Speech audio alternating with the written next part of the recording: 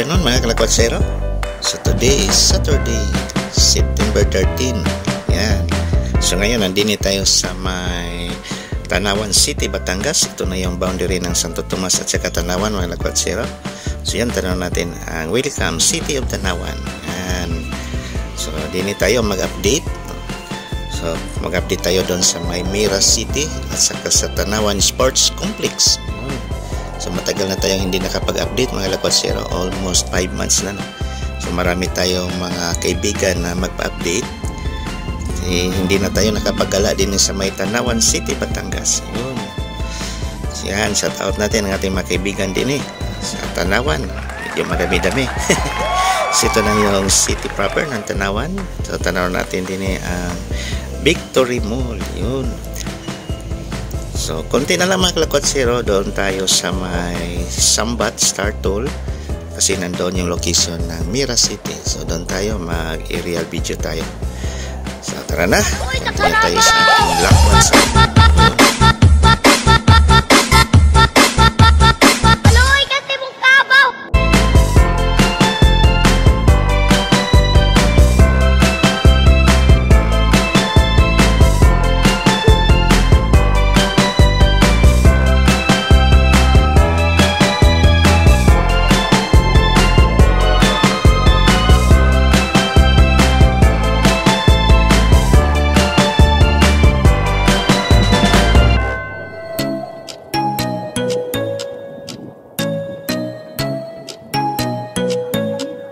grabe mga kalakwatsero, sobrang init talaga, no? Ang oras natin ngayon is nasa 2:30 ng tanghali. Napakainit ngayon. Grabe. So buti na lang, no? Nakapagpahinga tayo sa ulan. Yan.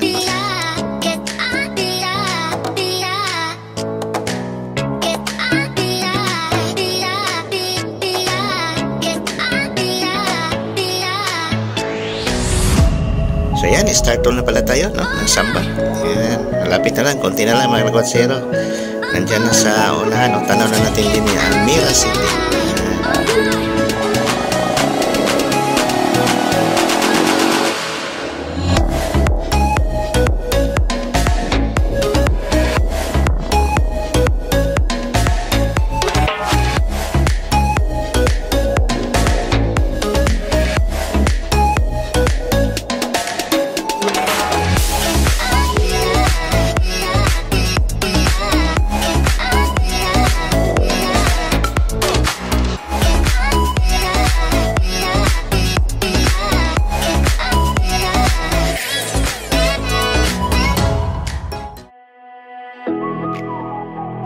So yan mga kalakwatsero, ito na yung Mira City din sa may Tanawan. Ito yung pinakaunang township development ng Daiichi Properties, no? So ang developer natin din is from Daiichi. I think hindi ko sure kung Japanese na mga kalakwatsero. So ito na yung Mira City. Yan. So ongoing pa rin, no? Improvement ng land improvement pa, no? Wala pang naitayo ng mga buildings o mga bahay pala. So itong Mira City mga kalakwatsero, ang alam ko ay township din to, din meron siyang mall, parang outlet pa ang dating, no? So yan yung isa sa mga plano nila. Parang Limay State, yun, parang Limay State. At may balita tayo, no, aside sa township, parang merong industrial park din to. Yan, no? Pero sa ngayon, township muna yung plan nila. At saka yung may recreation center din to. So yan, napakalawak. So mayroon itong lawak na 200 hectares. Pero itong plano na to mga kalakwatsero, ang tagal na to, no? I think almost 10 years na yung plan. Medyo nagka-delayed lang yung nila, trabaho. So din tanaw na natin yung City Hall. Nandini pala tayo din yung City Hall ng Tanawan. So update din natin. Kasi noong una nating last na vlog pala natin, ito ay ni-remodel mga kalakwatsero yung gitna. Ngayon tapos na. Tapos na ni-remodel. Ito na ang bagong mukha ngayon ng City Hall ng Tanawan. Although napakaganda pa rin ang City Hall ng Tanawan. Unique yung design mga kalakwatsero. At yung background naman napakaganda. Yan, sobrang ganda talaga itong City Hall ng Tanawan. So sa lahat na City Hall ko na nakita sa buong Pilipinas, itong Tanawan ang pinaka-the best sa akin mga Lakotsero. Kahit doon sa mga Visayas area, nako, ang layo. Kasi modern type na kasi ang Tanawan. So balikan natin yung Mira City mga Lakotsero. Yan. So ongoing pa rin, pa rin, wala pang tayong makita na tinatayo na mga building or bahay. So yun lang ang ating ma-update ngayon. Parang sobrang bagal din, no, kung tutuusin, no? Ilang months na tayong last nating vlog I think basta 5 months ago, no? Pero ngayon wala pa rin, no? So yan, ito na yan mga Lakotsero. Yan. So ang plan din may balita tayo hanggang Barangay Sala daw to, no? Yan yung plan. So kung iabot yan doon sa may Barangay Sala, nako, medyo ang lawak. Aabot yan ng almost 1,400 hectares, no? Pero ang unang plan naman is 200 hectares pa. Yan. So parang may naka-stripe din, oh. Yan, oh. Yan yung kaya. Kasi ang balita natin may water park din ito. Itong ginagawa nila, may water park, tapos may mall, tapos yan na yung mga township. So din ni mga Lakotsero, ito na yung bagong Jollibee, oh, ino-construct. Ito na yung I think corner papuntang Barangay Natatas. Yan. So, yan yun mga Lakotsero. So kaharap pala ito ng 7-Eleven din, no?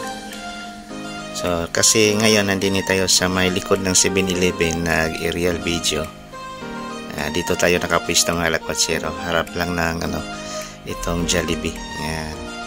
So kung may Jollibee, may McDonald's na naman din, eh. So yan, tanaw natin yung highway papuntang Talisay yan. Talisay, Tagaytay. So yan na yan mga Lakotsero. So okay, dito na lang tayo, no? Punta na naman tayo doon sa may sports complex ng Tanawan.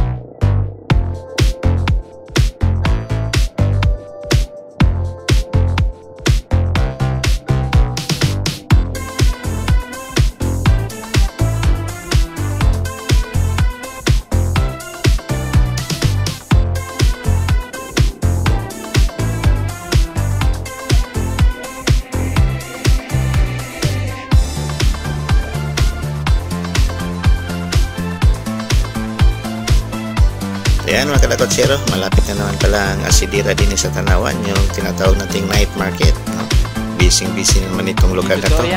Sobrang traffic naman itong area na to mga Lakotsero. Yan. So mag right turn tayo. Papunta tayo ng Darasa.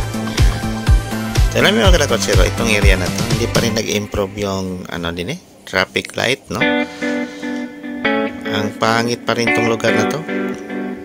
Lalo na kung walang traffic enforcer. Naku, ang gugulo. Bahala ka sa buhay mo. Aywan ko lang anong plano ng Tanawan. Bakit yung traffic light system na din hindi nagpapangsyon, no? Yan ang problema natin din sa Tanawan. So yan, ito na yung Walter Mart. And konti na lang, nasa Darasa na tayo. doon tayo sa may darasa pala. Okay? Continue tayo sa ating lakad sa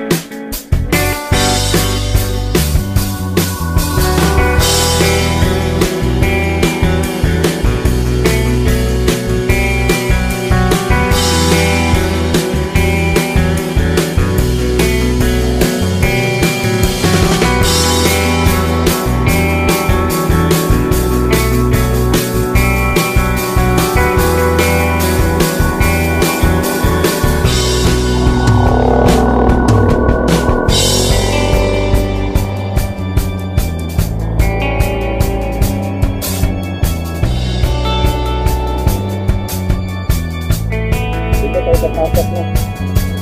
Parang dito. Dito ba? Hindi.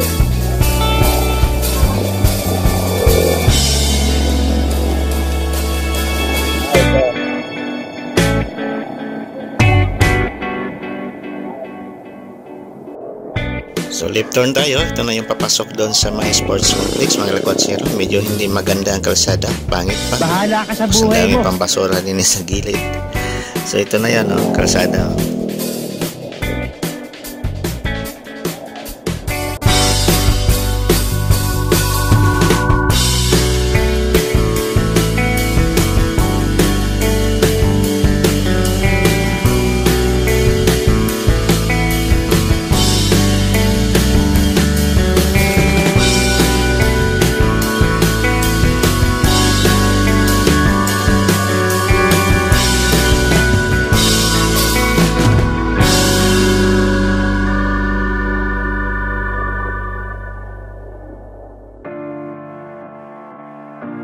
Wow, ang ganda ng Tanawan Sports Complex, mga lakwatsero. Napakaganda. So 70% to 80% complete yung ano. Ang ganda na, oh. Grabe. So ito yan, no? Dini yan sa may Barangay Darasa, Tanawan. So ito na yung update natin, mga lakwatsero. Ang ganda. Ito na yung tinatawag na Multipurpose Sports Complex and Convention Center. So expected tayo na isa to sa mga pinakamagandang arena din sa Batangas. So kaya na tong magano ng mga big events like PBA at saka palarong pambansa yun. Grabe, no? Ang ganda, mga lakwatsero. So ang bilis, no? Ang laki ng improvement. Ang last nating vlog, almost 5 months yon nakaraan. So wala pa yon, parang skeleton pa, pero ngayon grabe, ang ganda, ang bilis ng ano nila, trabaho. Baka next year magamit na to ngayong summer, no? Ako, isa tayo sa papasok nitong Coliseum na to at manood ng basketball. Baka hindi lang PBA, baka pati MPBL. Yan, MPBL. Ang ganda, oh. So may racetrack pa din, eh, oh. Yan. So pwede na nga din ang palarong pambansa i-held sa may Tanawan, no? Ang ganda, mga lakwatsero. Yan. Napakaganda. So isa din to sa magandang proyekto ngayon din sa may Tanawan, no? Yan. So yung grandstand nag-improve na rin, no? Medyo hindi lang maganda yung grandstand, no? Hindi kagaya doon sa may Padre Garcia, yung racetrack din nila doon, no? Sa Kabayo kasi yun. Ito naman ay hindi, no? Baka sa sunod ma-improve na yung grandstand nila. So isa din to sa mga malaking proyekto ngayon, no? Na makita natin din sa Tanawan. So ang ganda ng sports complex. Sana magkaganito na rin sa Santo Tomas, no? So, tanaw natin din ang Barangay Darasa. Wow, ang ganda. So, ito lang yung kagandahan din sa Batangas. Ang ganda ng view talaga. Grabe. Okay. Continue tayo sa ating viewing, mga kalabatsero.